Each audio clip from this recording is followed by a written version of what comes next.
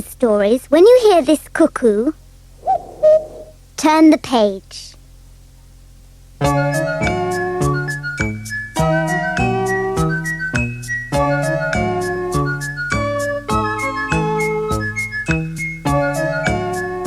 This is Grape.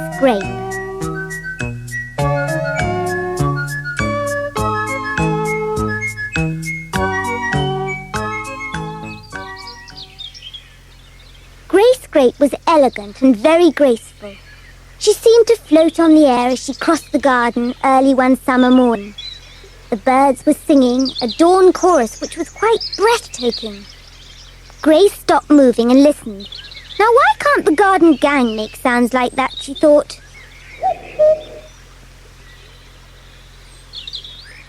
It was then that she had her most magnificent idea. I know, she said to herself. We will have a garden gang orchestra. What wonderful noises we shall make. I must organize it myself this very day. Of course, I shall play the flute. She turned and off she went. When she got home, she took a large sheet of clean paper from a drawer and began to write on the top in big, bold letters, Garden Gang Orchestra. Then, underneath, she made a list of instruments usually played in an orchestra. She also wrote a garden gang's member's name beside each instrument. The next thing she did was to call a meeting of the garden gang to see what they thought of her idea. They were all thrilled and eagerly went off to practice with the instruments she had lent them. Can you guess who plays each instrument? Wait, and you will see.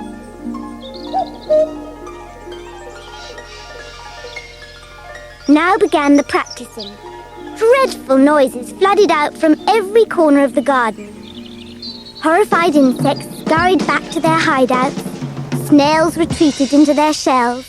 The birds were silent, and the toads and frogs dived into the waters of the lily pond and buried their heads in the mud at the bottom.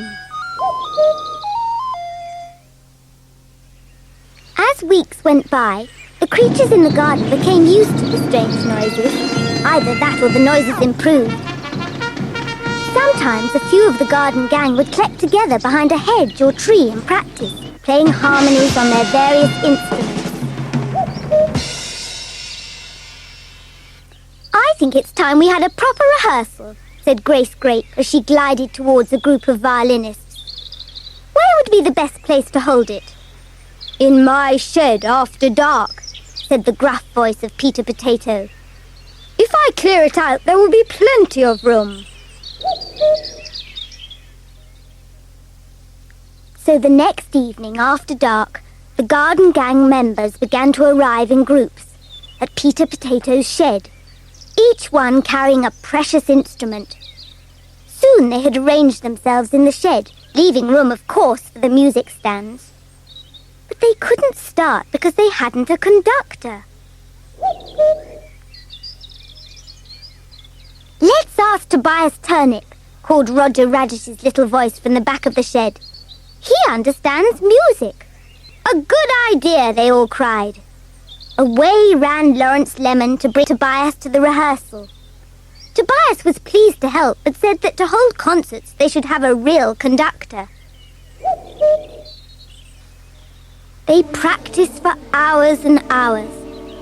The velvet sounds of Polly Pomegranate's cello blended beautifully with the sharper notes of the violins, played by the blackcurrants. Roger Radish surpassed himself as he beat out the deep rhythms on the timpani with his feet.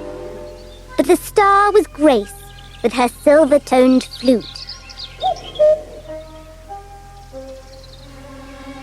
They held their first concert 2 weeks later. Fruit and vegetable people came from all the neighbouring gardens. Tobias Turnip had invited the very famous Monsieur Cornelius Courgette from Paris to conduct. As the evening progressed, glorious sounds floated on the evening air. Grace sighed happily as she realised that her idea had been a great success.